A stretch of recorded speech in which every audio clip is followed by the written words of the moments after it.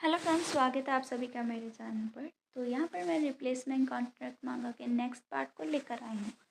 उम्मीद है आपने इसका पहले का पार्ट देख लिया होगा।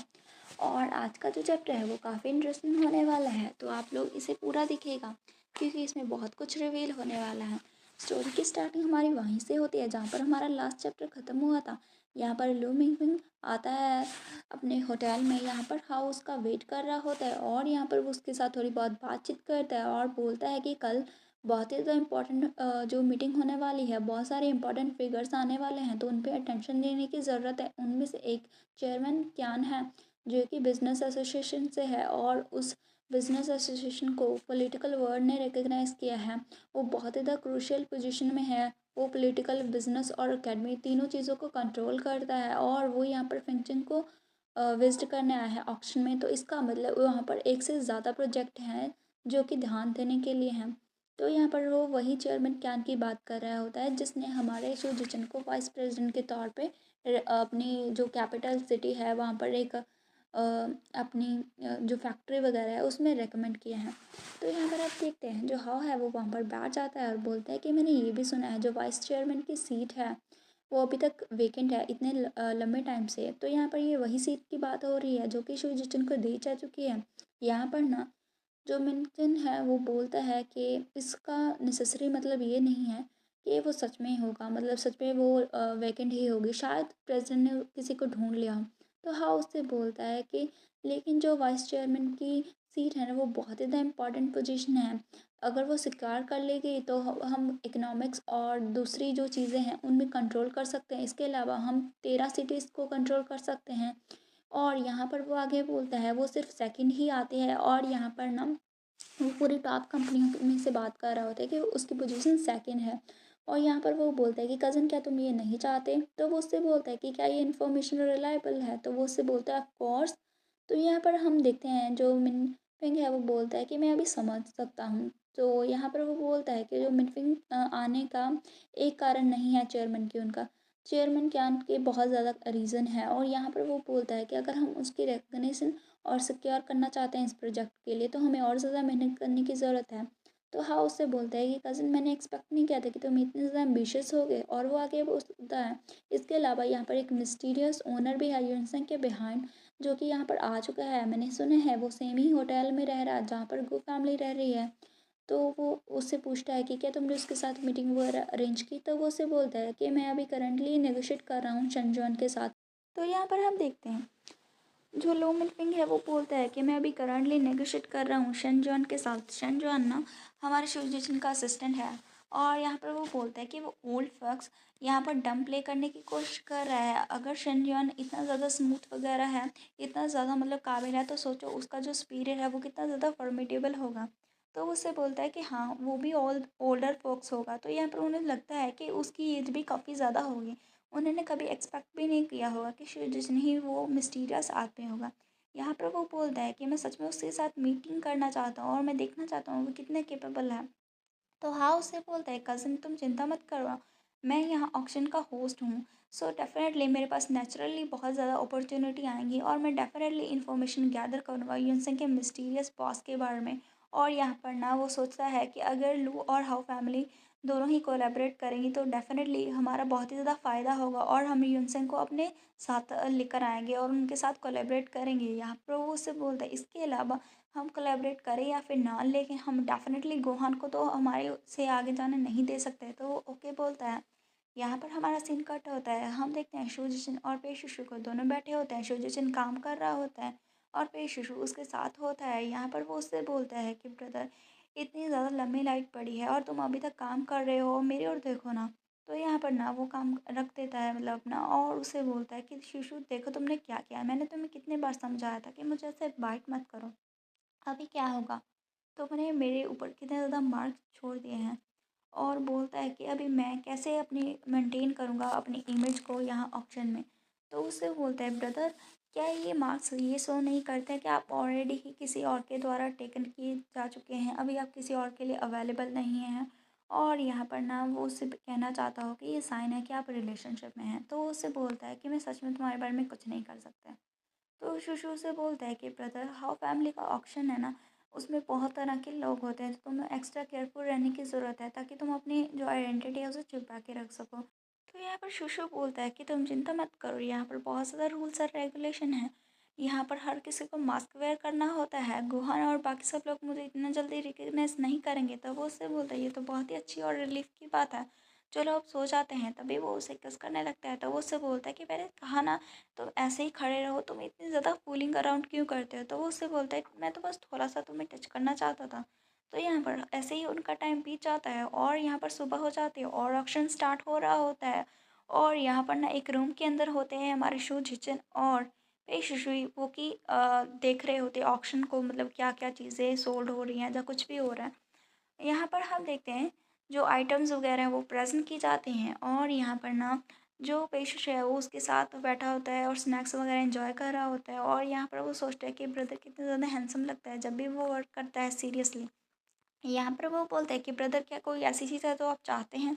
वो उससे कहता है कि चलो पहले देखते हैं। तो यहाँ पर हम देखते हैं एक पर्ल का ऑक्शन लगता है और यहाँ पर वेडिंग स्टार्ट होती है 120 लाख से। और यहाँ पर ना ऐसे ही बढ़ती रहती है और उसे देख रहा होता है बहुत ही ध्यान से शो जिजन। तो पेशिश नोटिस करता है और उससे बोलता है कि क्या तुम्हें ये पसंद आया। तो वो उससे बोलता है कि नहीं ये ठीक है। तभी हम देखते हैं पेशिशु उसके लिए वो बाय कर लेता है और बोलता है कि जब तक ब्रदर को ये पसंद आता है ये कोई बड़ी बात नहीं है। तो वो फिर जीत जाता है। तभी सर्वेंट्स आता है उसके रूम में और यहाँ पर उसे वो आइटम डिलीवर करता है। और हम देखते हैं यहाँ पर वो जैसे ही लेता है वो उसे शुचिशन को देता है। शुचिशन बोलता है कि ये पर्ल बहुत ही ज़्यादा ब्यूटीफुल है और उसे बोलता है कि वो अच्छा तो मैं और भी ज़्यादा चीज़ें तुम्हारे लिए बाय करूँगा। तो यहाँ पर हमारा सीन कट होता है, हम देखते हैं गुहान को।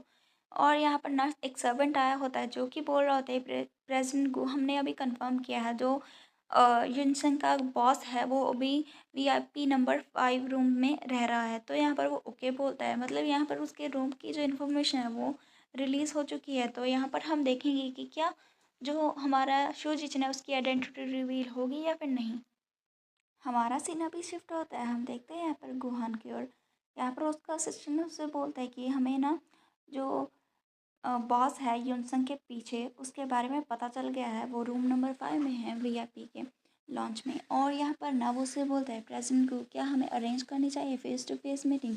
उससे बोलता है इसकी कोई ज़रूरत नहीं है। तो वो असिस्टेंट से बोलता है लेकिन हम हमेशा से उनके साथ कोलैबोरेट करना चाहते थे, ये हमारा आखिरी चांस होगा, मतलब अगर हम उनसे करना चाहते हैं और यहाँ पर देख पाएंगे कि कौन सा पर्सन है सीन के बिहाइंड।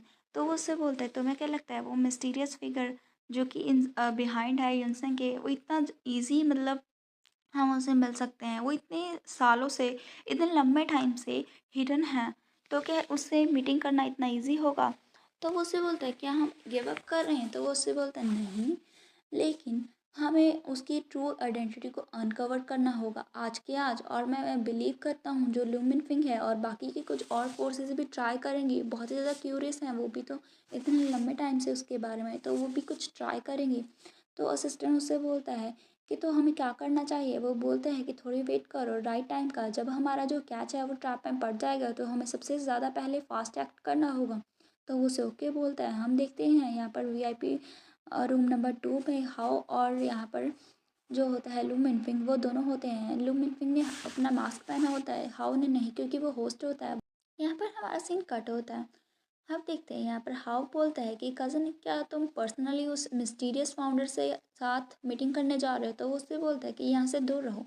वो उससे बोलता है कि मैं कैसे किसी और पर्सन के मामले में मेडल कर रहा हूँ, यहाँ पर तो सिर्फ हमारी ही बात हो रही है। और आगे बोलता है जो लुमिन पिंग है कि तुम इसे ट्राई कर सकते हो और देख सकते हो अगर तुम रिजेक्ट हो तो या फिर नहीं। तो वो उससे बोलता है तुम वेट करना एक अच्छी न्यूज़ का। तभी हमारा सीन कट होता है, हाउ को देखते हैं जो कि बोलता है कि मैं यहाँ पर जो कुछ रिफ्रेशमेंट और टी को डिलीवर करने आया हूँ। तभी यहाँ पर पेशेंट दरवाज़ा खोलता है और उससे बोलता है कि टी कहाँ है। तो यहाँ पर वो सर्वेंट के तौर पे आया होता है। तभी वो उससे बोलता है कि तुम कौन हो और यहाँ पर बस चले जाओ और तुम यहाँ कैसे अंदर आ सकते हो। वो बिना पूछे अंदर आ जाता है, इसीलिए पेशेंट ऐसा बोल रहा होता है। तो जैसे ही वो अंदर आता है तो यहाँ पर हम देखते हैं शूजिचन उससे बोलता है यंग मास्टर हाउ, मैंने बहुत लंबे टाइम से तुम्हारा नाम सुना था, प्लीज़ यहाँ पर सीट लो। तो यहाँ पर ना हाउ उसे बोलता है कि मैंने भी बहुत ही ज़्यादा लंबे टाइम तक वेट किया है मिस्टीरियस फाउंडर युनसेंग के बारे में पता लगाने के लिए और उनसे मिलने के लिए। आप कैसे हैं, तो मुझे किसे इंटरेस्ट करना चाहिए आपको। तो वो उससे बोलते हैं मेरा नाम सरनेम सू है। तो वो उससे बोलता है कि अच्छा ठीक है प्रेजेंट शू।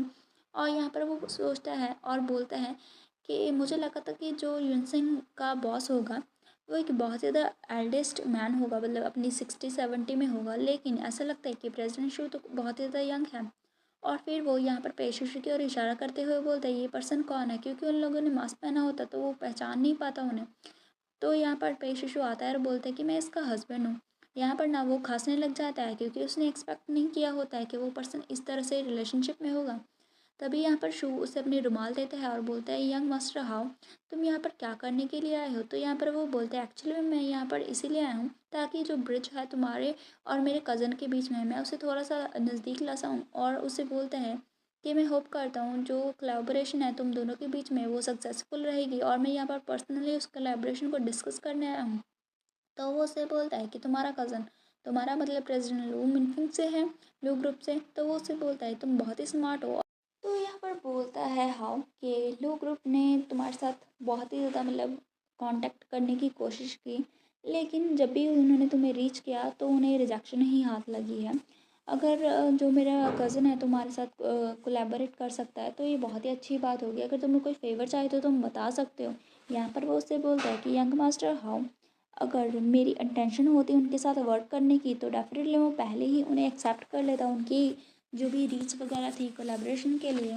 यहाँ पर वो उससे बोलता है लेकिन मैं एक फेवर तो पाना चाहता हूँ। और यहाँ पर वो आगे बोलता है कि मुझे लगता है जो पेंटिंग है जो कि आज ऑक्शनाइज होने वाली है, मतलब जिसका आज ऑक्शन लगने वाला है, वो बहुत ही ज़्यादा प्रेस्टीजियस है। तो यहाँ पर मैं उस पेंटिंग को लेना चाहता हूँ। उस बात को सुन के जो हाव है 2 मिनट के लिए रुक जाता है। वो सोचता है कि वो जो पेंटिंग है वो एक ही मास्टरपीस है जो कि मास्टर यू ने बनाई थी, वो भी 30 मिलियन की मुझे वैल्यू पड़ी थी, और मैं यहाँ पर ऑक्शन में उसकी वैल्यू और भी ज़्यादा बढ़ाना चाहता था। लेकिन यहाँ पर वो रुक जाता है। तो यहाँ पर शू से बोलता है कि ये तो सिर्फ एक लैंडस्केप की पेंटिंग है, मुझे उम्मीद है जो मास्टर हाउ है वो इतने ज़्यादा पैटी नहीं होंगे। तो हाउ उससे बोलता है कि नहीं ऐसा नहीं हो सकता, किसी और चीज़ को चूज़ करो। तो शू उससे बोलता है अगर ऐसा है तो हमारे पास बात करने के लिए कुछ भी नहीं है। तो हाउ उससे बोलता है कि मैं कभी ऐसे मैंने मतलब एक्सपेक्ट नहीं किया था जो यूनसेंग का बॉस होगा भी इतना ज़्यादा मनी माइंडेड होगा।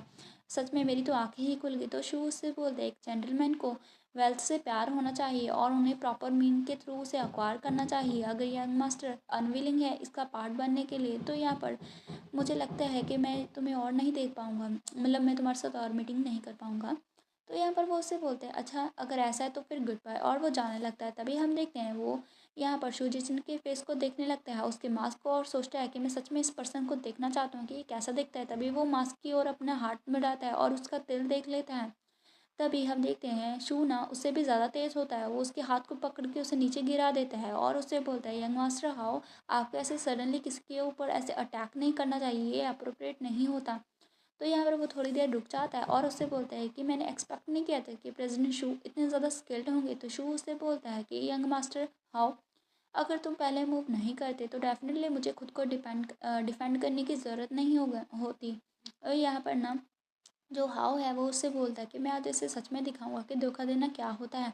तभी वो उसका हाथ को पकड़ता है और एक और ट्राई करता है उसकी मास्क को निकालने की। तो यहाँ पर शू उसे नीचे ही गिरा देता है और यहाँ पर उसकी ओर पैर रख लेता है और उससे बोलते हैं तो इसका मतलब जो सो कॉल्ड लिटिल डेविल बोला जाता है हाव फैमिली का, वो बस सो ही है, तुम तो मेरे सामने टिक भी नहीं पाए। तो यहाँ पर उसकी बात सुन के हाव ना चिढ़ जाता है और उससे बोलता है तुम। तो यहाँ पर शू उससे बोलता है कि मेरे बारे में क्या। तो यहाँ पर वो उसे कॉलर से पकड़ लेता है और उससे बोलता है हाउशन इतना ज़्यादा एरोगेंट मत बनो मेरे सामने, तुम क्वालिफाइड नहीं हो। यहाँ पर ना वो उसे अच्छा मज़ा सिखाता है और उससे बोलता है कि अगर तुम एक सिंगल पेंटिंग को भी नहीं जाने दे सकते तो तुम्हारा इन्फ्लुएंस कैसा ही होगा।